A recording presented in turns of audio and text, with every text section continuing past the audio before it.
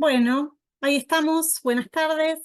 Buenas tardes a los que están dentro de la reunión virtual y a quienes estén empezando a ver esta actividad por la transmisión en el Facebook del Grupo de Investigación. Muchísimas gracias por estar acá. En realidad, me parece importante arrancar así, agradeciendo un poco como gesto, que siempre es necesario también, o que viene de la mano de algo que con sus matices es siempre una alegría, que es poder encontrarnos, aunque sea por esta vía, varios de distintos lugares, y darnos este rato para pensar juntos y compartir algunas experiencias, varias emociones, ideas, preocupaciones, ¿por qué no? Elegimos llamar esta actividad Sentidos y Prácticas de la Memoria. Bueno, en realidad, y ahí entonces voy a empezar agradeciendo, la cita surge a partir del libro que publicó hace muy poquito Adrián Cangui, que está acá con nosotros. Gracias, Adrián, no solamente por escribir y publicar el libro, sino por compartirnos la primera experiencia de su presentación, que fue hace unos días en la Exesma, y por también enviarnos varios ejemplares que pudimos compartir con los y las compañeras que hoy van a compartir la actividad con nosotros. También, en realidad, aunque la actividad parta de ese libro, también, bueno, por supuesto vamos a hablar de él y vamos a invitar a quienes no lo conozcan a leerlo más adelante, pero se nutre de varias otras cosas, ¿no? Se nutre de la necesidad que en estos días se vuelve cada vez más urgente de encontrarnos para pensar, para compartir estas sensaciones y reflexiones que de alguna manera nos sostengan relacionadamente en los tiempos que van a venir. Se nutre de, bueno, el incansable compromiso y el sí permanente que Paula Meschini, que también está por ahí, que es la directora del grupo, tiene para todas las propuestas que le vamos trayendo de encuentros de distintos tipos y que siempre dice que sí. Se nutre de la infinita generosidad de los compañeros que están para compartir sus experiencias y los sentidos que han construido respecto de la memoria en Mar del Plata. Ana Pecoraro y Analia Cristini del Faro de la Memoria, Fabián Muñoz por Abuelas de Plaza de Mayo, de la filial Mar del Plata, Rosana Casataro por Mar del Plata Te Canta a los 40 y por la Subsecretaría de Derechos Humanos de la Provincia de Buenos Aires, de Adrián Cangui, de Alejandra González, que se hicieron el tiempo en esta semana que tienen bastante plena de actividades también, como el esfuerzo de Sebastián Failia, que está ausente en imagen, pero presente en la transmisión y en varias otras tareas del encuentro, Paloma Muñoz, que también está por acá y que hicieron lo posible para que esto efectivamente se pudiera difundir correctamente y se pueda transmitir y pueda ser compartido por muchos y muchas esta tarde, por otros tantos integrantes del grupo de investigación, docentes y estudiantes de la Facultad de Ciencias de la Salud y Trabajo Social, y también del grupo Estética de la Facultad de Humanidades, todos de la Universidad Nacional de Mar del Plata. Y bueno, también de la presencia de compañeros y compañeras de militancia en distintos espacios de Mar del Plata, que me parece súper importante que estén acompañando la actividad y que se presten este rato a charlar y debatir con nosotros. Nuestra idea es que en este rato podamos compartir algunos sentidos y algunas prácticas de la memoria, de su construcción, de su defensa, de su vínculo con el dolor, como va a aparecer mucho en el libro de Adrián, pero también con los procesos de creación y de fortalecimiento de comunidad, con las distintas formas de resistencia que tienen que ver con la memoria. El libro de Adrián aborda el tema de la memoria y particularmente lo hace desde la experiencia del negacionismo, del que hemos vuelto a atravesar con mayor fuerza en los últimos meses, pero también del que se ha desplegado en otros momentos de la historia de nuestro país, de diferentes países de nuestra América y del mundo colonial que todavía habitamos. Un negacionismo que forma parte del proyecto político que ha obtenido los votos para gobernar la Argentina durante los próximos 4 años. De modo que el libro de Adrián es, desde todo punto de vista, un libro sobre el vínculo entre el dolor y la memoria. Justamente por eso su propuesta se despliega en una polifonía manifiesta. Están las voces de los negacionistas, de los represores, torturadores, violadores y asesinos, los testimonios de víctimas y testigos. Están las voces de resistencia de las madres y abuelas de Plaza de Mayo, a quienes les dedica el libro, la de Horacio González en su visita a la ESMA y la de Ariel Penisi en un texto sobre Santiago Maldonado, con quienes cierra la obra.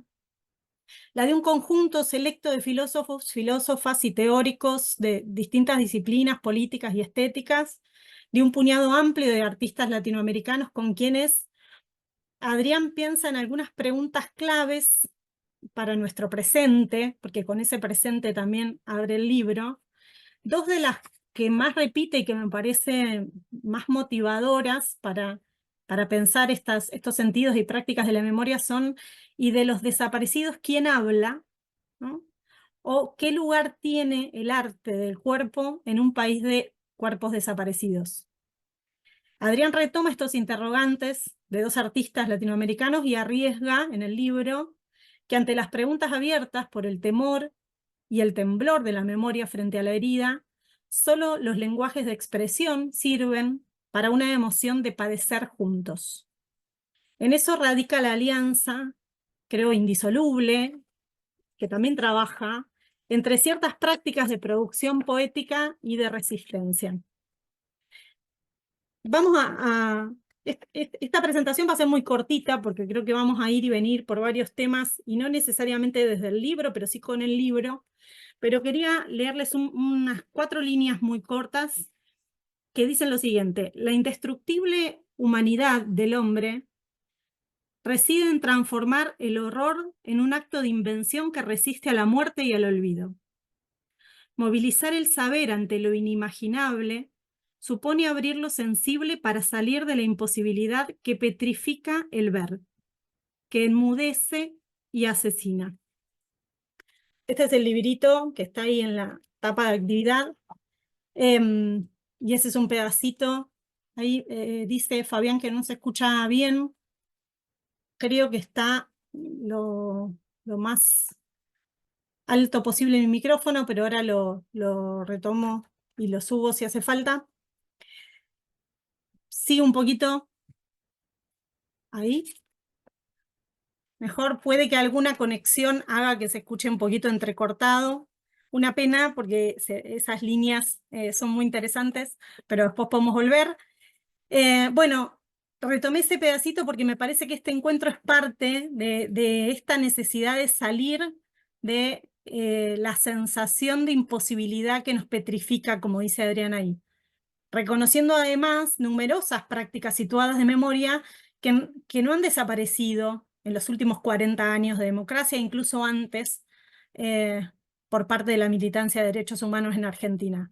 Por eso me parecía importante, o nos parecía importante cuando pensamos esta actividad, compartirla con algunas y algunos de los que encarnan en distintas relaciones de experiencia colectiva esas prácticas de memoria, esas prácticas situadas de memoria, que ahora más que nunca se convierten en puntos de apoyo para la forma en la que debemos todas y todos reinventarnos. Hay una poeta que además es trabajadora social, muy cercana a este grupo de investigación, que se llama Anita Gómez, que escribió un poema en pandemia que tituló Dice la poesía, y que hemos trabajado bastante en el grupo de estética y en las clases. Y en ese poema Anita afirma que el silencio está habitado. Afirma también que los muchos saben dónde duele. Y por último, el poema es muy largo, dice que la poesía no se fue a ningún lado, que a dónde se va a ir, ¿no? Yo leí el libro de Adrián, también así muy de primera lectura todavía, y se me ocurría pensar que con todo y naufragio, porque el libro se subtitula Naufragio de la memoria, con todo y naufragio de la memoria también dice que no se fue a ningún lado, que a dónde se va a ir. Si podemos todavía juntarnos, como ahora, compartir la bronca, el dolor, la pena, las preocupaciones, pero también las experiencias posibles en medio de esas tormentas. Podemos compartir algo en lo que el libro desarrolla bastante, que es la idea de la imaginación como herramienta y como potencia. y podemos compartir también el siempre vigente compromiso con ese mundo que soñaron los y las 30.000. Entonces, la memoria no se fue a ningún lado y habría que ver, después del naufragio, cómo nos reinventamos para encarar nuevas prácticas y para habilitar nuevos sentidos que hagan falta para sostenerla ante el negacionismo y ante todos los ataques que puedan llegar a venir. Estamos entonces con muchos de quienes habitan estas tensiones desde prácticas y construcciones concretas, así que me gustaría ahora darles a ellos y a ellas la palabra em, para que charlemos un poco de esto, de estos sentidos y prácticas de la memoria desde esas experiencias, antes de seguir también un poquito con el libro. Si les parece, y está por ahí para habilitarse el micrófono Rosana Casataro y quiere arrancar. Hola, hola Romy, Hola, hola a Ro. todos, ¿cómo andan? Eh, bueno, re buena esta introducción, me hace pensar esto que preguntás, ¿dónde se fue la memoria? No se fue a ningún lado, está acá en nosotros, digamos, ¿no? Un poco tu pregunta, cuando por la invitación del libro de Adrián, que también lo tengo acá y también lo estuve leyendo. Estuve de viaje este fin de semana y me lo llevé y lo fui leyendo así en momentitos, en esperas. Y, y está bueno para leer así en fragmentos también. Iba buscando los títulos y iba leyendo en fragmentos y en títulos que me practico, había mucho para trabajar con esto que plantea Adrián en el libro de cómo hacer que la imagen no se convierta en espectáculo, ¿no? Cómo hacer para representar y para traer imágenes del horror, para construir memoria, para que no se olvide, pero que eso no se construya en espectáculo. Y eso, bueno, lo pensé un montón porque mis trabajos sobre lo vivido, que fui secuestrada en dictadura, estuve con mis padres hasta ellos quedaron desaparecidos y bueno, a mí me crió mi abuela finalmente, Madre Plaza de Mayo, y en mi abordaje desde la imagen es muy bella la imagen que yo propongo para hablar de ese horror. Y eso siempre es una pregunta de por qué tan bella, porque capaz que es lo que es en el lugar donde quiero vivir, son las formas de la vida también que se mezclan con el horror, no es todo horror, no es todo, es como, bueno, nada, lo estoy leyendo y me hace pensar esas cuestiones. Y después Romina, cuando me invitó, me preguntó así, me dijo, tenemos que hablar sobre cómo entendemos el sentido, la construcción y la defensa de la memoria. ¿Y cómo practicamos? Y yo creo que sí, nosotros la memoria la practicamos. Después viene entender, ¿no? Pues como que, y está lo mismo, las imágenes. Y después viene capaz que la palabra, que es una forma como de poner en palabras eso que la imagen provoca en el cuerpo. Y, y yo siempre la tengo a mi abuela como de ejemplo, que no es que ella militaba en un momento, no sé, en el que el Estado había pedido disculpas y se estaban trabajando los juicios, no, ella militaba en el momento más tremendo sin tener perspectiva de futuro. No imaginábamos que íbamos a poder hacer lo que logramos, ¿no? En algún momento. Y yo la veía que ella no, así como iba a la marcha acá a Mar del Plata o a Buenos Aires, también en la verdulería hablaba, o sea, en todo lugar y siempre que podía, de cualquier forma, en grupo, sola, ya te digo, en la cola de la verdulería o en la manifestación política, claramente. Bueno, y yo creo que eso nos queda un poco, que no es que el contexto tiene que darse para que nosotros trabajemos la memoria. Nosotros trabajamos la memoria, la practicamos de todas las maneras que podemos en todo lo que hacemos, casi.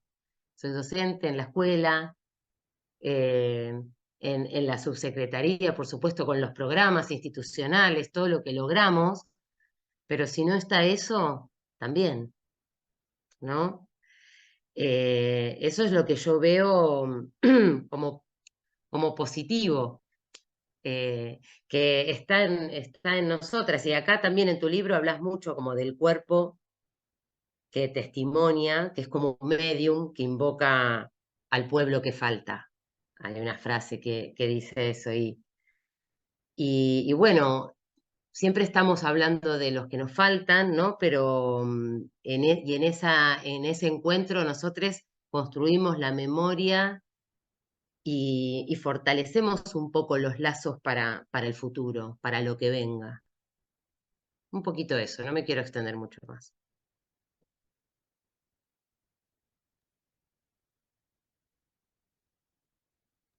No Gracias, sé. Ro. Anita.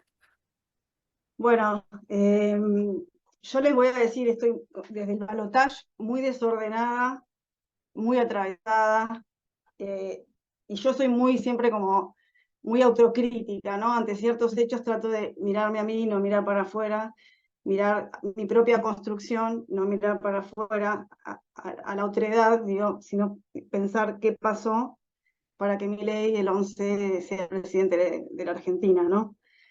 Y un poco tomando el concepto de la memoria, ¿no? Que decía Romina, digo, la memoria es esto, ¿no? La experiencia pasada que se junta con las expectativas de futuro.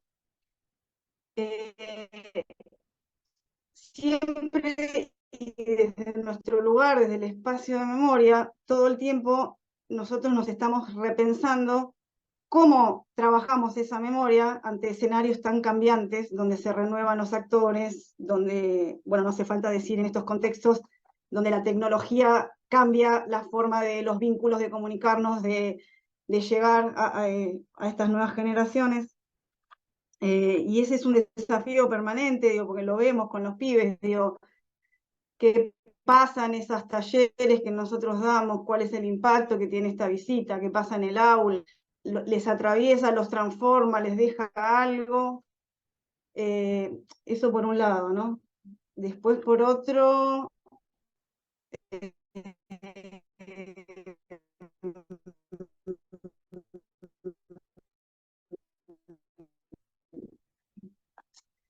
cuando leísmo, sino que esto claramente digo, es reivindicación del terrorismo de Estado, ¿no? No lo niegan, sino lo reivindican.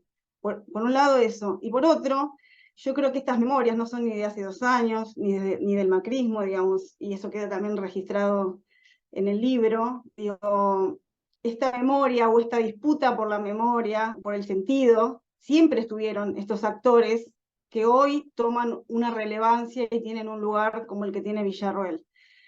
Elizabeth Schelin dice que lo que es silenciado en determinada época puede emerger en otra. Y yo creo que, no, yo pienso si nosotros no hicimos negacionismo de esas voces, ¿no? Y no las asumimos, y no las discutimos, y no dimos los debates públicos que teníamos que dar. Digo, para mí es un faro, Estela de Carlotto, digo, pero cuando se da el acto de la legislatura porteña, y estos son disparadores, digo, para provocar y para pensar, ¿no? Dice, bueno, no vamos a escuchar lo que dice, no importa, no le damos importancia a lo que está diciendo Villarroel o lo que está haciendo en ese acto en la legislatura. Y creo que eso no sé si estuvo bien, no sé si está bien tomar esa postura. Lo mismo hemos discutido mucho internamente en relación a la lucha armada, ¿no? A un montón de temas que tal vez no abordamos, no trabajamos y no dimos los debates públicos. Sí lo hacemos en los espacios de memoria, porque sí lo que queremos es que los pibes y las pibas que recorren nos provoquen y den discusiones, ¿no? Cuando fue, ¿no? También lo habla Adrián en el libro, los pibes todo el tiempo nos traían ese tema, y nosotros, más allá de esquivarlo, lo hablábamos, lo charlábamos, lo asumíamos. Digo, me parece que ahí hay algo que desde los organismos de derechos humanos quisimos como tapar esa memoria que estaba, esa memoria que nos disputa, y no sé si es la palabra enfrentar, o no la elaboramos públicamente, para inhabilitarla desde un lugar, desde el lugar correcto, digamos, no desde el lugar de negarla, sino de discutirla con fundamentos, con todo lo que tenemos en estos 40 años que tiene que ver con la justicia, con los reconocimientos, digo, con la historia. Bueno, me parece que por un lado eso, pensarnos desde ese lugar, qué hicimos, qué pasó, también qué pasa en el aula, qué pasa en la escuela, ¿no? Cuál es el trabajo democrático. El otro día escuchaba a alguien que decía, bueno, evidentemente en estos 40 años no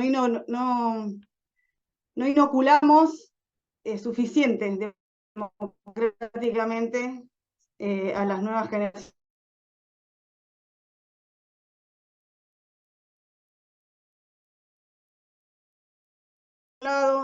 Es algo que yo todo el tiempo pienso, me repienso, y por otro, tomando lo que este nuevo gobierno que va a asumir llevó como bandera, que tiene que ver con la casta, yo a veces me pregunto si nuestra memoria no terminó siendo una memoria disciplinadora, una memoria hegemónica, y no terminamos siendo cierta élite los derechos humanos, ¿no? Y me pregunto, digo, porque siento a veces que quienes fuimos víctimas del terrorismo de Estado éramos los habilitados para hablar del terrorismo de Estado y no otras voces. ¿Qué pasó ahí? ¿No? ¿Qué pasó ahí? Digo, de poder abrir un poco los hijos cuando nos organizamos. Creo que una de las primeras frases que habíamos tirado en los 90 era: el terrorismo de Estado nos pasó a todos. Del terrorismo de Estado nos pasó a todos a la práctica de incluir a los otros como voces autorizadas y partes para poder hablar. Digo, no sé si lo logramos, ¿no?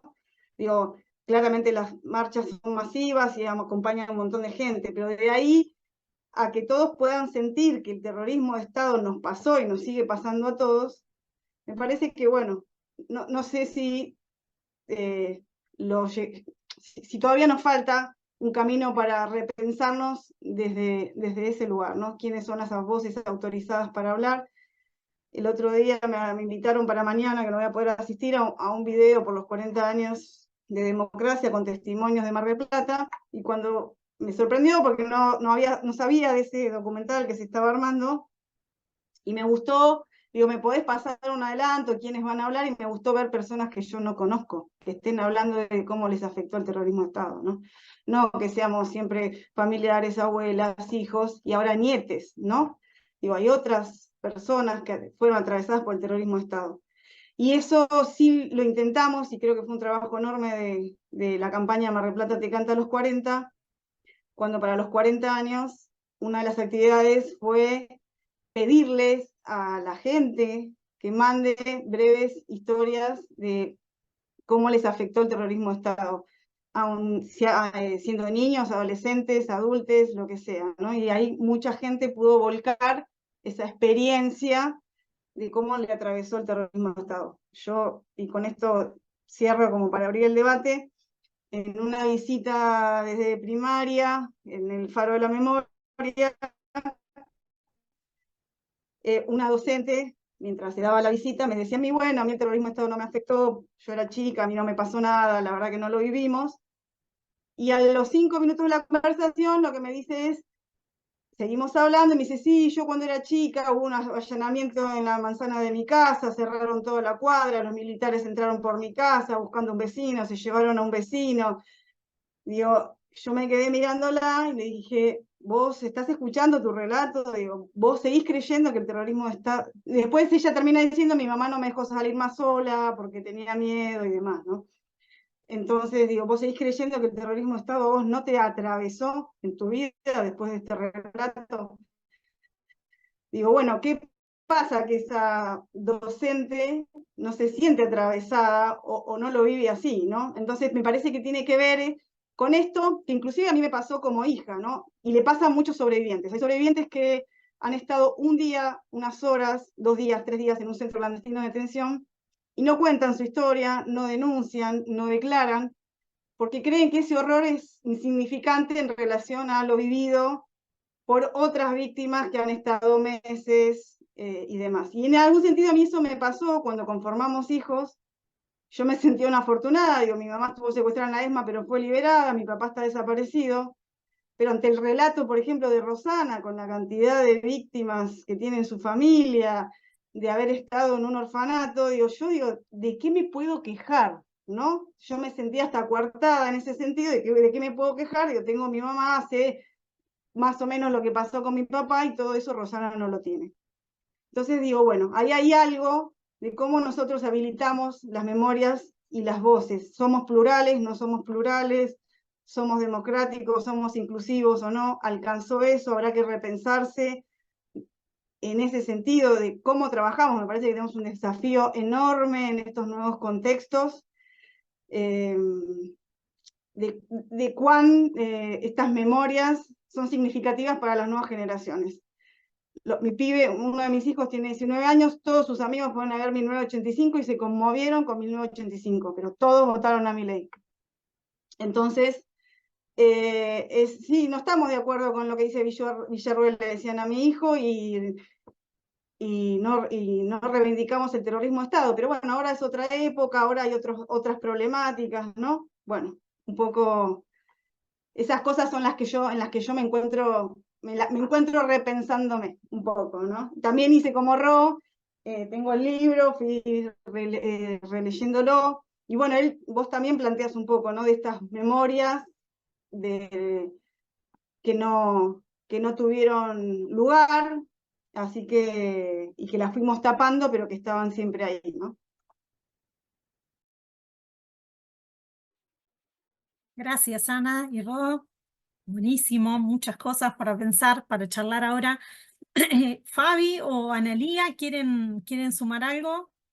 Sí, a mí me gustaría, bueno, ante todo, gracias Romina, Adrián, un saludo grande y también a Paula, Chini, que siempre está,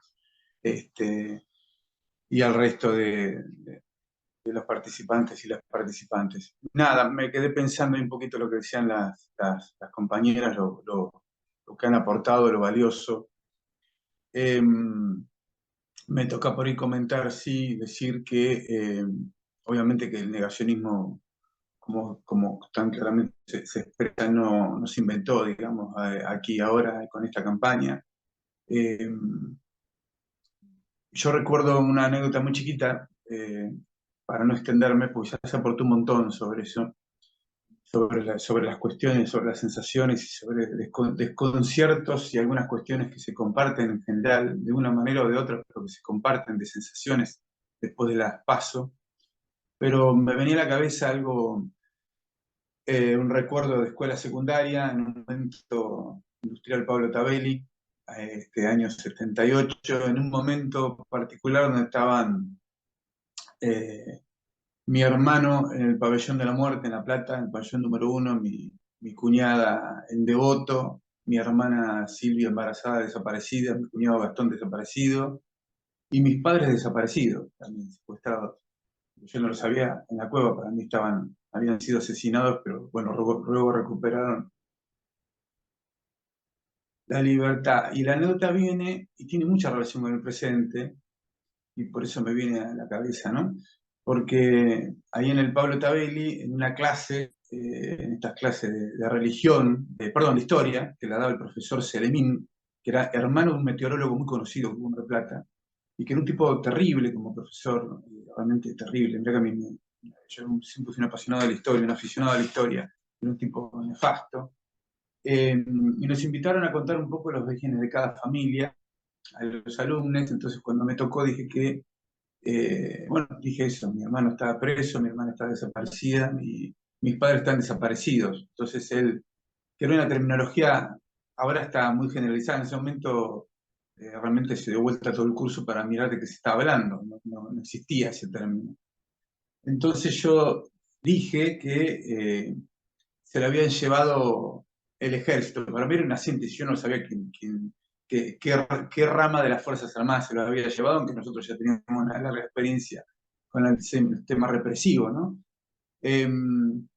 Entonces este profesor dijo, ¿ustedes creen, alumnos, que lo que dice el señor Muñoz es cierto? ¿Que vinieron los señores del ejército argentino a llevarse a los padres a algún lado? ¿A ustedes les parece eso cierto? Y todos los alumnos, mis compañeros, se dieron vuelta y miraron como si fuera un extraterrestre. La sensación, lo recuerdo, no fue ni de odio, ni de bronca, ni nada, sino fue apabullante un poco. Y me viene a la cabeza porque, de alguna manera, es lo que escucha de alguna manera, no digo que sea exactamente la misma sensación, como ellos me miraban a mí, hoy también nos pueden mirar, y con un grado de razonabilidad bastante importante, no de desprecio, de rechazo, y ahí viene el detalle, sino de otro tipo de sensaciones que lo llevaron a votar a Milei y a Villarroel, y que lo llevaron a esas personas a no ser contenidas por otras cosas. Cuando una persona que no tiene literalmente para comer nos escucha hablar de memoria, verdad y justicia. Ahí me parece, hay una sensación emparentada en donde estamos en dos galaxias, y esa es la crisis política enorme que tenemos. Puede haber un 30% histórico de votos de derecha y de extrema derecha, la historia nos enseña que esto es así, pero hay un 20 y pico muy preocupante, donde no es que no les hemos llegado, porque Ana destacó algo muy interesante, los mismos pibes que fueron y se conmovieron con la película 1985 le votaron a Milei. Hay un gran fracaso de la democracia en el sistema político que requiere de una gran autocrítica de los sectores políticos donde nosotros nos empapamos como organismo. Pero es imposible no trazar un paralelo, no para entender el negacionismo, porque el negacionismo no hay que entenderlo ni debatirlo. Un periodista me decía, bueno, pusieron en la palestra la discusión de negacionismo, y yo le dije, mira, no se puso jamás en la palestra. No hay una palestra donde se discute a mi sobrino Quimbusco, a la entelequia de Videla, que diseñaron junto con los civiles un plan extraordinariamente eficiente, porque en realidad jamás vamos a saber cuántos fueron. Claramente es una falsa discusión. O los 30.000, cuando uno fue contemporáneo de pibe, pero lo escuchó, es una reivindicación política, precisamente porque no había dónde ir a preguntar y dónde tener certeza. Se trataba de que no existiera la certeza. No tuvimos la capacidad política hace mucho tiempo, no ahora, porque nunca fue el eje determinado, porque buscamos desaparecidos con vida, abuelas. Por ejemplo, hablo desde el organismo al que pertenezco, porque realmente muchas veces, hoy Ana decía, por ahí comentaba una posición que tuvo Estela en su momento de no darle entidad a palabras de Villarroel, y el organismo en muchas ocasiones, no es que no le dio entidad, no le dio publicidad a los ataques para no diseminar el miedo, porque nosotros buscamos desaparecidos con vida. Entonces, muchas veces, el límite, la delgada línea roja entre el negacionismo y ese ejercicio involuntario de multiplicar el temor, sabiendo y siendo consciente de lo que fueron los 40 años de herencia de terror en generaciones anteriores, nos llevó muchas veces no a hacer ocultamiento de las cosas, sino a no darle entidad. Y yo quiero cerrar con algo que me parece que hoy suena un poco de terror y es esperanzador. Nosotros hace ya años, en las charlas que por ahí brindábamos de los organismos, en las reuniones, en las gestiones, planteamos que hay una nueva generación que no heredó el miedo. O sea, que la dictadura dejó ese miedo sembrado, y por generaciones ese miedo se hizo carne en gente precisamente de la generación de los que buscamos, ¿no? Y de un poquito más jóvenes también. Pero que había unas generaciones nuevas que ya no tenían temor. Paradójicamente, esas nuevas generaciones, que también en su momento votaron fórmulas progresistas que fracasaron, hay que hablar en estos términos, no significa para siempre, significa que claramente hay que ver qué pasó, son las que hoy por rebeldía lo votaron a Milei y a Villarroel. Y digo que tienen esperanza porque no votaron para que nos exterminen, no tengo la menor duda porque uno convive con esa gente, porque uno, como dijo Anita, perdón, Anita, sino Roca Sataro en el principio, heredó lo que sembraron las madres y las abuelas. Las madres y las abuelas cuando comenzaron a marchar eran mugre, eran las locas de la plaza. Y cuando vino la transición democrática, y yo lo viví en carne propia, las marchas éramos, estábamos felices porque éramos, no sé, un poco casi una cuadra, era wow. Y los negocios cerraban los negocios. Y éramos, perdón por la expresión, ¿no? Es poco académica realmente, pero éramos caca. En general, los que colaboraban, las juventudes políticas eran. Después, bueno, vino el auge, el mojupo, toda esa ola, pero así todos los sectores más golpeados por la dictadura siguieron siendo, con la teoría de los demonios, sectores rechazados. Llegó a tomar como bandera la actitud de las madres y las abuelas. Y en el caso de las abuelas, y con esto cierro, olvidar que el Banco Nacional de Datos Genéticos, que se funda ahí, que funcionó en el Hospital Durán en el año 87, arrancó con una decisión política del gobierno de Alfonsín, pero no porque él dijo, che, si hacemos un banco, sino fruto de una lucha inmensa, de una presión enorme de las abuelas y de un aval político también que construyó esa realidad. En el año 87, un año y pico antes de la hiperinflación de Alfonsín, en una coyuntura muy compleja, con la teoría de los demonios a pleno, y cuando se funda la CONADI y se conforma la Comisión Nacional por el Derecho a la Identidad, no había un gobierno compañero. Estaba el menemismo en su auge, con un nivel de negacionismo muy grande y con un nivel de un entrecruzamiento político obsceno entre compañeros nuestros sobrevivientes y extremas derechas, cosas muy raras, que fueron muy dolorosas, y en medio de esa coyuntura y por militancia política de las queridas viejas que se trazaron un norte y más allá de la coyuntura no modificaron ni su discurso ni su forma, y no por eso siguieron siendo, no dejaron de ser actuales. En el año 92, en medio de esa coyuntura horrenda, se forma la Comisión Nacional por el Derecho a la Identidad. Entonces yo lo traigo a colación porque esta coyuntura es horrenda realmente, pero tenemos bases sólidas. Tenemos bases sólidas. Y no solamente somos nosotros. Eh, Tal vez con el tiempo nos va a ayudar a discernir que no habla de amigos enemigos, sino de sectores convencidos que están directamente en contra de lo que nosotros trabajamos, memoria, verdad y justicia, recuperación de las entidades apropiadas, etcétera, etcétera, etcétera. Y el cerrar etapas nunca más que nosotros que queremos cerrar las etapas, qué paradójico, ¿no? Ellos que dicen que hay que dar vuelta a la página. Y que tenemos una base muy grande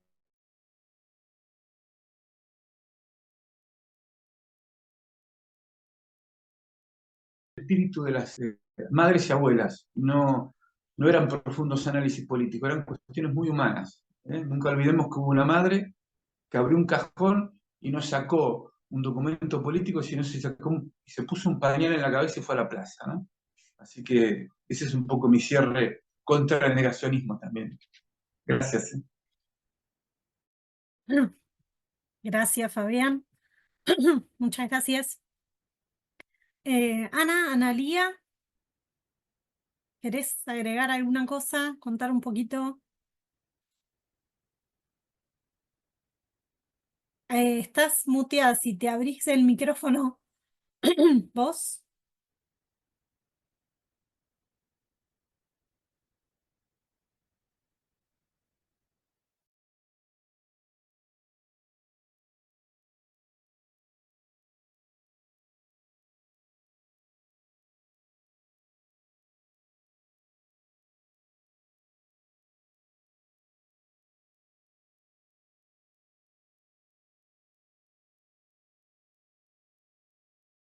Que siempre lo cargo con hace más joven que yo, pero es verdad. Mientras él estaba sentado en esta historia que cuenta, ese año empecé a ser maestra en la misma escuela, bajo dictadura. Era muy difícil en aquel momento transmitir algo diferente cuando todo, como en el sistema educativo, baja verticalmente. Yo no voy a defender a la escuela ni pretendo hacer un acto reivindicatorio. Lo que digo es que la memoria siempre se cuela por algún lado. 3 años después de ese hecho que cuenta Fabián, llega a la escuela un cura que hasta refugió gente, y antes de ayer fui a un encuentro donde los chicos de los cursos superiores, entre ellos los de Tavelli, escribieron 2 libros, Dictadura y Democracia, por un equipo de gente de la escuela y editores y demás. Y esos libros fueron pedidos por la Biblioteca Nacional Argentina, por una biblioteca de gente de Malvinas. Entonces me parece que de alguna manera y a pesar de, hay sectores de la educación donde permiten que se cuele la memoria y permite que nuevas voces la reivindiquen. Comparto lo que han dicho ellos, que lo han vivido en carne. Todos hemos sido víctimas, pero ellos lo han vivido en carne. Comparto lo que han dicho, pero tengo la esperanza de que de alguna manera se va a poder revertir, por lo menos, no sé si en corto plazo, pero lo vamos a revertir, porque así como digo, hay resistencias, también hay muchos jóvenes que permiten ser amados, que permiten ser acompañados y que abren sus oídos a la historia, no a la que se pretende contar, sino a la que es verdadera.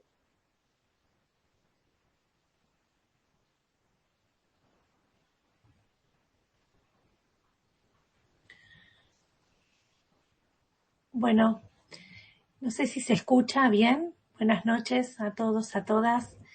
Nuevamente agradecer la presencia. Simplemente, también como el resto, leí el texto de Adrián, como de a pedazos, de a momentos. Es un texto que a mí me produjo dolor en el cuerpo, angustia. Sin embargo, no podía dejar de leer, ¿no? Escuchaba una entrevista que le hicieron a Adrián, que dijo que lo escribió en 5 días, y entiendo esa compulsión respecto a la escritura porque genera lo mismo, al menos a mí, su lectura, ¿no? Es como que quiero saber cómo sigue, qué va pasando, pero en el medio va doliendo. Y elegí para compartir con ustedes, antes de darle la palabra a los autores, Adrián y Alejandra, un breve párrafo del texto que está en la página 85 del primer capítulo, en el cual se titula Resistencia, y Adrián anteriormente va jugando con esta idea de resistencia e insistencia, y dice así, ¿no? Conocemos bien la alianza entre acto de producción poética y resistencia. Quien produce poéticas no solo se dispone en contra del poder y de la separación en cualquiera de sus formas vitales y subjetivas, sino que intenta liberar algo aprisionado u ofendido, algo negado o velado en las prácticas vitales. Liberar una potencia de vida ofendida por el dolor supone traer a la presencia un pueblo que falta en la historia, y no solo una rebelión de los íconos, sino también un anclaje ético y político. En esta línea de resistencias e insistencias de la poética, quiero compartir también un breve poema que elegí al azar de este texto también maravilloso que construye memoria, que es Nosotras presas políticas, que recupera y registra y recupera la memoria de todas nuestras compañeras que estuvieron detenidas, presas en Devoto, y que tomo acá al azar parte de un poema de la Ale, Berta Eugenia Falikov, que dice así: quedábamos cada vez menos y seguíamos tratando de reconstruir nuestros afectos a través de cientos de cartas que iban y venían. Las que tenían a sus compañeros lo hacían con palabras de amor en formas de poema. Ven, ábreme la puerta de tu recuerdo, para que mi pensamiento vague, buscando el rumbo de tu encuentro. Ven, que hoy, como tantas veces, mi mirada choca el limitado espacio de lo cotidiano e intenta romper la lejanía de este presente, instalada en el vuelo silencioso de tu imagen. Ven, que quiero entrar en tu pensamiento a la distancia, en tu piel y el sentimiento, para que mi caligrafía sea una referencia en tu mirada, y sepas lo que vivo, lo que me apasiona, me distrae, divierte y crea nostalgia. Deja que mi presencia se instale en tu mundo, rompa las barreras de lo desconocido, descubra que me necesitas y que te necesito, que nos movemos en un mismo ritmo y no tanto. Déjame que bucee en tus reservas para verte, para escucharte, para entenderte. Al fin y al cabo, déjame quererte. 18 de diciembre de 1982. Terminaba otro año. Adentro íbamos recuperando una vida casi normal, aún bajo el mismo régimen militar que tantas veces nos había negado nuestra condición de seres humanos. Ya no éramos subversivas, infiltradas, terroristas, comunistas, bolches. Afuera, el país había sufrido una guerra que marcó el fin de la dictadura con la gente en la calle. Se empezaba a respirar aires democráticos en las declaraciones de amplios sectores del país. Con este aire que nos trae en estos momentos, presentar y darle la palabra a Adrián, a Alejandra, contarles que Adrián es ensayista, editor y filósofo, postdoctor en Filosofía y Letras, especializado en Estética y Teoría del Arte, profesor e investigador de la UBA, de la Universidad Nacional de La Plata y de la UNDAB, donde dirige la maestría y el Centro de Estéticas Contemporáneas Latinoamericana. Es autor de varios libros anteriores a Negacionismo, entre ellos autor y compilador de Meditaciones sobre el dolor, Meditaciones sobre la tierra, Servidumbre neoliberal y Meditaciones sobre la lengua, todos en colaboración con Alejandra González, doctora en filosofía, que hoy también nos acompaña. Les damos entonces la palabra a ellos. Gracias. Bueno, no han hecho más que emocionarnos cada una de las palabras de ustedes. Pensamos con Alejandra hacer un pequeño diálogo, pero permítanme decir 3 pequeñas cosas en relación a lo que escuché. La primera,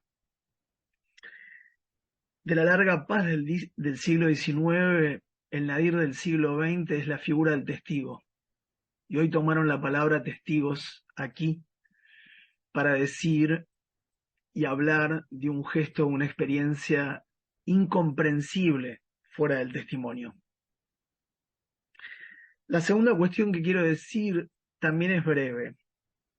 Ustedes saben que no hubiese sido posible jamás decir ni muertos ni vivos desaparecidos si no hubiera una canción infantil debajo. Nacht und Nebel, Noche y Niebla, el decreto, en realidad nace de una canción infantil alemana que dice Nacht und Nebel Erlass, que es una forma de jugar a las escondidas. Esa canción infantil se convirtió luego en un decreto de estado de excepción. Ese decreto de estado de excepción, firmado el 7 de diciembre de 1941, para la represión y eliminación física de oponentes políticos, tiene por detrás un jurista tremendo que se llama Carl Schmitt, y tiene un activista político de primer orden que se llama Goebbels. Ahora, ellos no hicieron esto si antes no hubiera sucedido una tremenda invención de la invasión española a Cuba, que creó por primera vez a escala local campos de exterminio. Tampoco hubieran hecho esto si no hubiera sucedido que los ingleses quisieron el dominio continental colonial de todo África y que lucharon con los Boers en Sudáfrica creando a escala nacional por primera vez un estado de campo de exterminio, lo que reprodujeron los rusos en los gulags o los alemanes en los lager, es lo que luego se transformó en un nuevo tipo de batalla por los DOP franceses en Argelia, es decir, los grupos especialistas en tortura localizada. Piensen que todo nació de una canción infantil. A escondidas van los niños por el bosque, dice la canción. La tercera cosa que quiero decirles es que cuando ingresé por primera vez a la ESMA, antes que la abrieran como espacio de la ex ESMA, no ingresé solo. Ingresé con un grupo de personas, los arquitectos que estaban trabajando, y entre algunos militantes que me acompañaban, en ese momento Horacio González estaba a mi lado. Lo que recordé en ese momento fueron las palabras de un poeta. Lógicamente descolocado e incómodo, ese poeta se llama Jean Carol, es un poeta francés, es el poeta que acompaña a Alain Resnais al armado de ese film llamado Noche y Niebla. Este poeta dice textualmente esto: incluso un paisaje tranquilo, incluso una pradera con bandadas de cuervos, cosechas y quemas de pasto, incluso una carretera por la que pasan coches, agricultores, parejas, incluso un pueblo de vacaciones con una feria y un campanario, pueden conducir simplemente a un campo de concentración. Esto es lo que nos enseñó el siglo XX. Esas eran las tres primeras cosas que quería poner en juego para dialogar con Alejandra. Gracias a todas y todas por escucharlos, y al final, si nos quedan unos minutos, es la primera vez que voy a hacer público un poema que escribí dedicado, en este caso, especialmente a algunas de las testigos que están acá con nosotros. Quiero dedicarle ese poema a Rosana y a Ana para terminar la presentación de hoy. Pero dialogamos primero con... No suelo leer mis poemas en vivo. Esto es lo que quiero decir, son privados, pero esta vez lo quiero hacer público. Por ustedes. Ale. Hola, buenas tardes a todos. También muy conmovida por los relatos que escuché. Evidentemente hay dos lugares donde la memoria herida parece que puede por un momento irrumpir en contra de las posiciones negacionistas, y es cuando aparece algo del orden del testimonio o algo del orden de la poética. Entonces, me parece que eso es a lo que hemos recurrido hoy, ¿no? A esos relatos en primera persona donde no se puede plantear una pantalla de negación, o a esa poética, ¿no? Que de algún modo logra hacer las palabras de carne, ¿no? Y me parece que algo de eso está sucediendo hoy acá, en las palabras que fueron hilándose, ¿no? Y quiero agradecer por este espacio, porque estamos todos muy dolidos y muy atemorizados por lo que va a venir. Algunos más viejos como yo hemos pasado varias, y entonces sabemos que se surge de nuevo, pero no es sin el testimonio y sin la poesía. Así que gracias por todo lo que trajeron hoy en ese sentido. Y me parece que algo con lo que podríamos iniciar un diálogo con Adrián, pero con todos, ¿no? es algo que está planteado en el libro y que en la maestría en estéticas trabajamos mucho, y es esta cuestión de que el testigo en realidad no cuenta y que la obra no representa, ¿no? ¿Cómo hacer para que una obra de arte no represente nada y para que un testigo no cuente nada, sino que ambos provoquen algo del orden de la conmoción, de la fisura, de la interrupción, de la disrupción, que siempre tendría que ver con la singularidad del nombre propio, con algo fragmentario, intempestivo, ¿no? Contra el negacionismo, que yo creo que lo podemos reconocer, porque no hay equivalencia de los relatos, sino porque el negacionismo siempre busca una cierta repetición, una totalidad, un relato estabilizado, abstracto, sin palabras de carne, para decirlo de algún modo. Y el testimonio siempre puede romper ahí, como un relámpago, esa cuestión. Me parece que mucho de lo que elabora Adrián en este libro, que cuando lo presentábamos en la ESMA, decíamos, bueno, es un libro gesto, es un libro nacido de la urgencia, como esta reunión también está nacida de la urgencia. Necesitamos encontrarnos, ¿no? Necesitamos hacer lazo rápido, estrecharnos y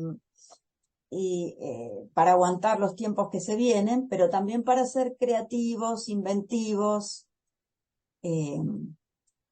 y para poder fisurar la supuesta simetría de los relatos en estos en estas falsas posverdades, ¿no?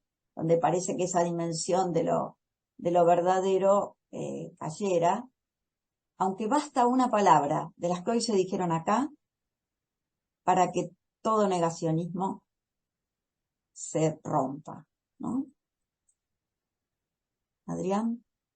No, completamente de acuerdo, sobre todo porque es cierto que si uso ese título, negacionismo, naufragio de la memoria, es porque creo demasiado en la memoria y porque no creo en el negacionismo. Justamente porque creo que los entrelazamientos de la memoria, como decía Paula, irrumpen en los lugares menos esperados. Pero también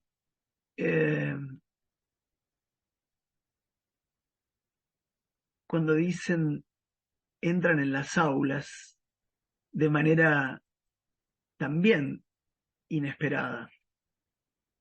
No obstante, me parece bien que te canten las 40. Yo me siento bien con esas palabras hoy que dicen, che, no se olviden que Oscar del Barco un día, siendo uno de los 3 últimos grandes filósofos argentinos, dijo no matarás. Y se hizo cargo no de haber matado directamente, pero sí de haber formado intelectualmente a los jóvenes que tomaron las armas.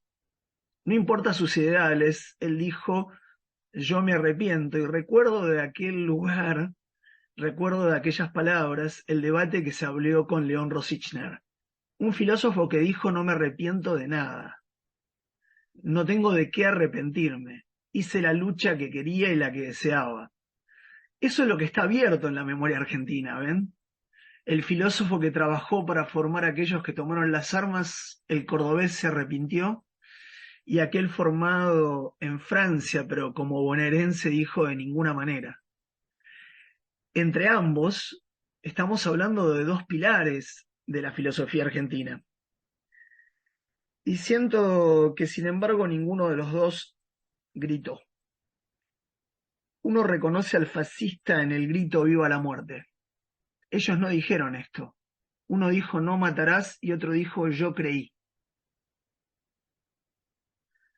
Uno reconoce al fascista en el grito «viva la muerte». Toda persona que dice «viva la muerte» es un fascista. Todo en mí singularmente se ofende. cuando veo formas de un culto cualquiera de la muerte, sea el que fuera. Porque eso es el fascismo, y eso tiene una forma específica por el cual la memoria deberá trabajar y luchar, que es luchar contra la tiranía. Cuando una sociedad insiste en un estado de tiranía, vive en el límite de una carnicería. Espera el acontecimiento que pueda extinguirla o liberarla por la muerte y por la sangre. Allí donde el miedo, el desamparo, la pobreza y la desadherencia han llegado a un estado de extrema madurez como la nuestra, a 40 años luz de una democracia luchada y conseguida, de una memoria reconocida y lograda, se nos revela la tristeza y el silencio que se extiende tantas veces entre nosotros en las últimas semanas. A pesar incluso, como dijeron algunas de ustedes muy inteligentemente, de que la historia nos avale. Incluso con la historia que nos avale, el lugar en el que se desarrolla la historia es el país donde insisten una y otra vez las sacudidas físicas y los desaparecidos siempre pendientes, es decir, los que nunca retornaron y los que desaparecieron en democracia, que piden de nosotros por lo menos motivos, implicación y tono, para poder atestiguar una vez más, y ahora nos toca a todas y todos, sobre el país del destierro, de los campos de exterminio y de los vuelos de la muerte. Una y otra vez deberemos recordar que esto existió entre nosotros. Le devuelvo la palabra a Ale y me guardo unos minutitos solo para el poema final.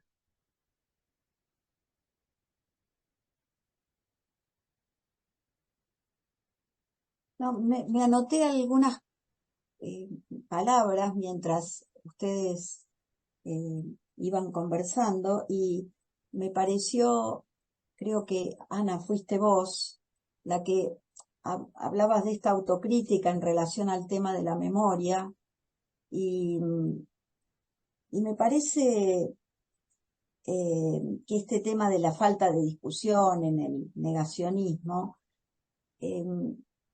no sé, estoy pensando en voz alta, ¿no? Junto con todos. Quizás tenga que ver con algo de una memoria que se ha fetichizado en cierto sentido, ¿no?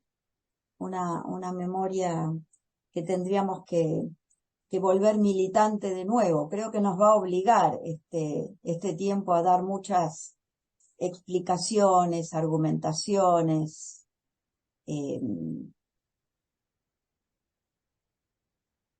reconozco que antes de las elecciones me fui con mis nietos más grandes a la ESMA para que hicieran el recorrido. Digo, no alcanza con lo que les contamos. Parece que tienen que experimentarlo. Y mi nieto mayor me dijo, bueno, lo que hay ahí son testimonios y detalles. Lo que me impresionaron fueron los detalles. Y creo que ese trabajo de un testigo que no cuente fetichizadamente, sino que logre conmover, y de otras formas estéticas que implican formas de la memoria, rompen un imaginario que de alguna manera oculta, ¿no? En ese sentido, creo que, como decía también el compañero, 30.000 no es un número, es una cifra. Y entonces se articula como acto contra todo fetiche. Y hay otra cuestión que me parece importante y que la podemos, aparece también en el texto de Adrián, y en las experiencias de todos ustedes, y es que tampoco podemos pensar la historia como un progreso lineal. Son oleadas, ¿no?, de memorias fetichizadas y memorias y contramemorias, y estos elementos de negacionismo que no desaparecieron, ¿no? El algo habrán hecho aparece bajo formatos distintos, ¿no? Entonces creo que hay que combatir esta abstracción de la memoria, esas narrativas conmemorialistas, y hacer aparecer en toda la violencia que implica ese horror de lo vivido, ¿no? Y que ahora es lo que nos atemoriza en cierto sentido, ¿no? Que aparezca un relato que simplemente dice: mi historia vale tanto como la tuya, es una narrativa contra otra narrativa. Creo que ese es el punto en donde nosotros tenemos que ir contra el negacionismo. Las historias no son simétricas. El testigo da cuenta de algo que la historia relatada por los negacionistas no, o por sus apologetas, ¿no? No puede sostener. Entonces, contra los relatos estabilizados, me parece que siempre podemos proponer el dolor como una potencia inventiva, ¿no?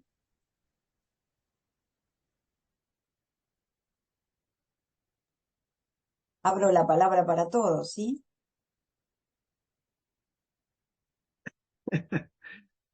Y Uy nos solicita que sigamos en el laboratorio de la memoria. Bueno, quiero dedicarle a Rosana, quiero dedicarle especialmente a Rosana y especialmente a Ana. Lo que voy a leer ahora es especialmente para ellas. Se llama Lomo de Dragón. Lo escribí después de salir de la ESMA hace poco tiempo. Para disolverme en un soplo, porque cuando uno sale de la ESMA casi no camina, entreflota, no sabe en qué tiempo vive. Comienza con un epígrafe de Paul Celan, que dice: levantes la piedra que levantes, despojas a quienes precisan el amparo de las piedras. He aquí entonces el poema. Del otro lado, del murmullo incesante de lo humano, un sonido, una imagen, tan familiar como el olor de la transpiración. Cualquier palabra o imagen habrá de levantar una piedra, habrá de enfrentar la densa humedad de lo que permanece inamovible, sudor como niebla que colma los intersticios. La luz irradia de su cuerpo, se desliza en cascada como ramas nudosas. 1000 años entre las rocas ahora están haciendo. Quien olvida fácilmente palabra o imagen, apenas asume el descrear. Habrá de levantar una piedra, habrá de enfrentar la densa humedad, habrá de descreer. Descrear los actos reflejos, descreer los pensamientos reflejos. Desaprender la ira, la pena, lo penoso. Aprender la risa para airearnos con otras, de la ira, de la pena, del desprecio. Del otro lado, el flujo, bajo el flujo nada, bajo el flujo nadie, solo presente, lo único que hay. No recuperar la certeza, el viejo hábito del yo, su viejo modo de ver, no. Agua entre los dedos, se filtra entre los dedos, como agua nos filtramos. Bajo ella, nada. Ante ella nada, tras ella nada, certeza de nada, la más líquida. Años y días transcurren en un mismo lugar, ni existen ni transcurren, me hago cosa entre las cosas, me hago sombra entre las cosas, nunca hacia afuera. Algo se ensancha, un cambio, una intensidad, una burla condescendiente, de las cosas plenas, más allá de la ceguera de seres inquietos que miran fuera de sí mismos. Leve, ágil, la deformación es gravedad de lo sólido, no se despega de lo sentido. Detener lo ocurrido, volver a repetirlo. El velo es detenerse, el dolor es el velo. Cuando el deseo se vuelve doloroso, teje. Solo puede volar con su cuerpo, hacer desaparecer el dolor imagen, el dolor palabra, las formas tiran de ella. Satisfecho el deseo guarda cenizas, restos de algo, heridas de guerra. pantanoso horizonte como gargantas ululando en la noche, próximas de heridas, húmedas, gelatinosas. Quiere por encima de cualquier querer ajeno en el temblor de la espera. Bajo la piedra que levantes, la vida intensa de las cosas hacia el temblor de la espera. Con el corazón inocente, casi voló en pedazos, sin quejas, no, sin quejas, sobre el lomo del dragón. Gracias, Rosana. Gracias, Ana. Gracias, Adrián. Muchas gracias. Siempre el arte y la poesía las que nos salvan en estos momentos siempre dolorosos, ¿no? Gracias. Gracias, Adrián. Gracias a todas, Ale, a Ana, Ro, Fabián. Yo me corté un poquito, pero fueron unos segundos y volví, me encantó escucharles. Ahí me había quedado pensando en una cosa que salió bastante y que tiene que ver con la forma de construir y de trabajar y de practicar la memoria, por lo menos en estas experiencias que hoy compartieron con nosotros, que conocemos de primera mano los que vivimos acá en Mar del Plata y que todos tendrán las suyas en sus lugares, y que tienen que ver con ese tejido colectivo que requiere, aún con interpelaciones, con dudas, con preguntas, con autocríticas, que también me parece que críticas y autocríticas que son necesarias cuando estamos en momentos de crisis como este. Decías ahí en el poema, Adrián, cuando el deseo se vuelve doloroso, teje. Y creo que esa tensión entre deseo y dolor, que también es una tensión entre dos tiempos que están en profunda relación, ¿no? El deseo que en alguna medida pone el ojo en ese futuro que también es pasado, porque por eso el dolor ahí operando.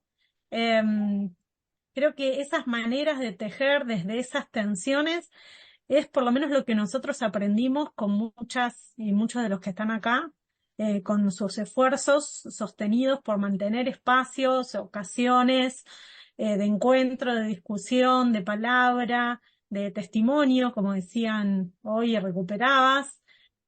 Me gustó mucho el poema, porque me hizo pensar un poco en esas cosas y en lo que vamos a necesitar también ahora fortalecer más, digamos, el tejido siempre es una manera de nombrar esa trama que nos sostiene y que ahora se vuelve como indispensable.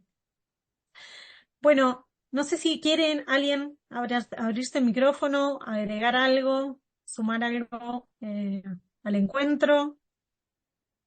Tal vez está bueno pensar que no es la última vez que nos vamos a encontrar también, así que si quedan cosas también nos las podemos llevar para la próxima, si no las queremos compartir ahora o sí, pero que nos podemos encontrar por esta modalidad o por otra y por ahí ojalá también corporalmente en algún momento pronto. Me gustaría hacer una invitación. Mañana hacemos las jornadas de estéticas y políticas que se transmiten por internet, son por el canal de la maestría, y precisamente uno de los paneles será sobre memoria y territorio, y acá nuestro compañero Ariel Baiman va a traer algunos testimonios de los primeros desaparecidos de nuestra historia, que son entre los 30 y 80 millones de habitantes originarios de nuestra América. Y van a intervenir también algunos integrantes del Malón de la Paz, y luego va a venir también un geógrafo que ha trabajado sobre las marcas en nuestro territorio de la Guerra de Malvinas. También esa memoria que da cuenta de algo del orden de la dictadura y de los modos en que la palabra deja sus huellas en nuestros cuerpos, ¿no? Así que quería hacer esta invitación simplemente a todos y seguimos reflexionando sobre esto que tanto nos conmueve.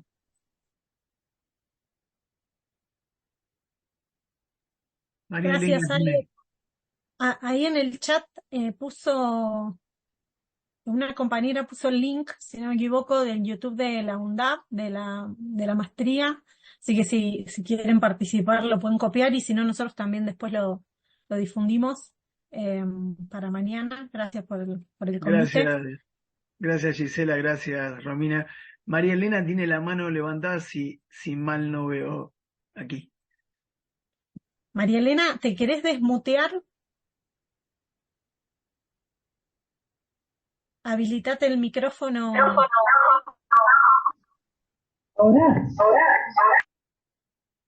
Ahora sí. Bueno, muchas gracias por compartir. La verdad que la veo a María Cristina Melán, otra compañera de acá de Buenos Aires. Nos removieron historias. Nos removieron historias. Quienes sufrimos la prescindibilidad y tuvimos que rajar y tuvimos que acompañar y perder amigos y seguir buscando sobrinos, para nosotros son sobrinos, que todavía los estamos buscando. Esto permite poner la lágrima donde hay que colocarla, pero recordarles que quizás porque tuve la suerte de ser parte de la reconstrucción de la ESESMA, trabajando en el equipo de Alicia Kirchner con Argentina Trabaja y ser parte de la construcción de la Escuela de Música Popular, que las madres y las abuelas quisieron ahí poner vida. Y que el negacionismo siempre estuvo presente en toda la historia de la humanidad. Y que quizás estemos en este momento pandemia de por medio, porque muchos en el encierro recuperamos memoria, recuperamos hechos de esos años que ni sabíamos ni nos acordamos porque nos tuvimos que negar para sobrevivir, primero para autoprotegernos y comprender y proteger a los compañeros desde el Mundial de 78 en adelante. Y segundo, porque en algún lugar el dolor se guarda para que no se lastime y es sanador que pueda aflorar. Así que me encantaría que la maestría fuera parte de trabajo territorial, donde estas historias hay que contarlas en los lugares donde la gente no accede al conocimiento, ¿no? Por eso narrar y narrar, como lo propuso Adrián, y recuperar, porque es increíble cuando uno está en los barrios, larga esta pregunta y aparecen tantas historias que aún no han sido contadas. Porque los 30.000 tienen muchas redes detrás que se activan cuando hay alguien que lo pone en palabras. Muchas gracias, Paula.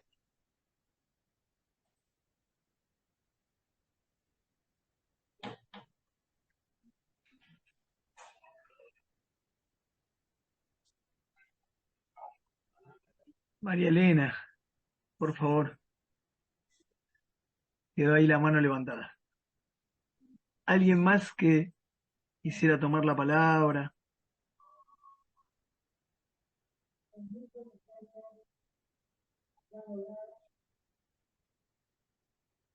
Yo solo quiero contarles que estos días, mientras conversaba con Romina para armar este gentilísimo encuentro y afectivo encuentro que tuvimos hoy, le adelantaba algo que comenzó de una idea de ella y terminó prendiendo rápido, muy rápido, hacer un encuentro federal de organizaciones de derechos humanos, artistas autoconvocados, rectores de universidades nacionales, centros de investigaciones y institutos de universidades federales argentinas, en la última semana después de la marcha del 24 en el Parque de la Memoria. Estoy conversando con Florencia Battisti. respecto de esto. Y el objetivo sería poder juntarnos en vivo para hacer una acción de una jornada de manera federal en esta semana posterior a la marcha del 24. Lógicamente, con mesas de derechos humanos, mesas de artistas, mesas de distinto orden durante la jornada, estamos viendo la posibilidad de que el Parque de la Memoria no sea su espacio para este encuentro. Algunas abuelas y madres me dijeron que querían allí, porque las cenizas de algunas de ellas allí están. Y entonces me pareció que era una potente convocatoria que ese fuera el sitio. Quería contarles eso para adelante, es decir, para algo que ya comenzó a armarse sin querer, casi sin querer. Ven como la palabra negacionismo no funciona bien, porque siempre que uno la nombra rápidamente hay una acción que va contra ella, arma trama y produce tejido. Es decir, que ya hay algo que se está fabricando en camino. Y quería contarles eso. Surgió de la conversación con Romina, así al pasar, e inmediatamente yo escribí a universidades y a decanos, rectores, institutos, centros, y todos me dijeron que sí, que era imprescindible. En este Qué tiempo bueno, Adrián. se ha vuelto imprescindible. Qué bueno, por eso decía que por ahí está bueno eso, que hoy estemos medio terminando, pero con la posibilidad de volver a encontrarnos en todas las ocasiones en las que cualquiera de nosotros u otros requiera esto, una ocasión de encuentro, volver a escucharnos, a discutir alguna cosa. Yo me quedo con un montón de cosas, creo que todos nos quedamos con un montón de provocaciones a pensar, algo que me parece que está muy presente en el libro y en lo que estuvimos charlando y en la situación que nos toca atravesar, y incluso súper situadamente, porque desde en este momento tan a 5 días de un día que nunca imaginamos y tan en un rincón de la Argentina pequeño, aunque muy visible, pero pequeño, donde esta mañana desapareció de la plaza el busto de Eva. O sea, una ciudad que nos obliga, nos va a obligar a reinventar las formas de construir, reconstruir y resignificar la memoria y las luchas por ese todos heterogéneo que queremos construir y con el que estamos convencidos que se construye la democracia que queremos. Así que, bueno, creo que esa idea de la reinvención es fundamental y que podamos hacerlo todo lo comunicados y comunicadas posibles y sumándonos a todo lo que desde cada lugar vaya surgiendo y sea posible y se haga real. Creo que empezamos a charlar con Adrián y surgió eso de marzo porque la idea era hacer este encuentro presencial, pero estábamos en unas fechas horribles para todos nosotros que participábamos y para hacer una movida y con un escenario de recursos absolutamente limitados. Entonces se dio, bueno, hagamos el presencial más adelante y bueno, y que de ahí salga algo para más adelante y así. Porque creo que el libro de Adrián está dedicado a las madres y las abuelas y en algún momento dice como que a ellas que nos enseñaron, ¿no? Cómo responder, que mezclo partes del libro, pero cómo responder a esa pregunta brechtiana, clásica, de cómo seguir, ¿no? ¿Cómo seguir? Bueno, ellas supieron cómo seguir. Ahora hay que seguir de otras maneras y esas maneras un poco están en manos de todas nosotras y nosotros, así que gracias por pensarnos juntos, gracias infinitas a todas y a todos los que se dieron este tiempo para participar. ponernos a disposición siempre, todos, hablo por el grupo de investigación, por el estética, el de trabajo social, el que dirige Pau, el que coordina e integra a muchos de los que están acá, pero seguramente también por varios de los que estamos, ponernos a disposición 100% para habilitar todo lo que podamos, lo que se nos ocurra a todos y todas. Muchísimas gracias a todos. Muchísimas gracias a todas y todos. Gracias, Romina, por armarlo. Gracias a todas y todos por Gracias a participar. todos. Gracias por estar. Gracias a ustedes. Gracias. Abrazo para Chao. todos. Gracias. Gracias, buenas Adrián.